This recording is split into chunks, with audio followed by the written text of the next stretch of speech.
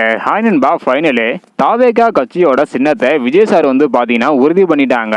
So தாவேகாவிற்கு என்ன சின்னம் கிடைக்க போகுது அப்படின்றத வீடியோ கிளிப்பை டீட்டெயில் வந்து பார்த்துடலாம். அதுக்கு முன்னாடி டிவிகே கட்சிக்கு எந்த சின்னம் கிடைத்தா நல்லா இருக்கும் அப்படின்றக்கான உங்களுடைய கருத்தை மறக்காம கமெண்ட் பண்ணுங்க.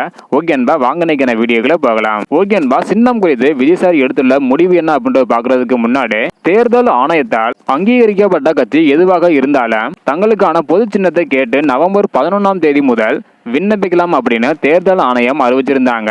அதன்படி தேர்தல் ஆணையம் வந்து பாத்தீங்கன்னா மொத்தம் 184 சின்னங்களை கொடுப்பாங்க.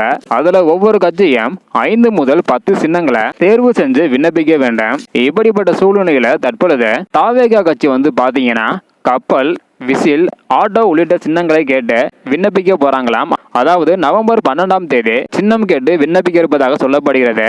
மொத்தம் 5 சின்னத்தை தேர்வு செஞ்சு விஜய் சார் விண்ணப்பம் செய்ய போறாங்களாம். அதிலும் குறிப்பாக விசில் இந்த சின்னம் தான் விஜய் சாருக்கு ரொம்பவே பிடித்து போய் இருப்பதாகவும் இந்த ஒரு காரணத்தினால கண்டிப்பாக தாவேகா கட்சிக்கு விசில் இந்த சின்னம் தான் வேணும் அப்படின்னு விஜய் சார் உறுதியாக இருக்கிறாங்களாம். இந்த ஒரு காரணத்தினால விசில் சின்னம் கண்டிப்பாக தாவேகா கட்சிக்கு உறுதியாக கிடைக்க போகுது அப்படின்றது தெரிய வந்திருக்குது.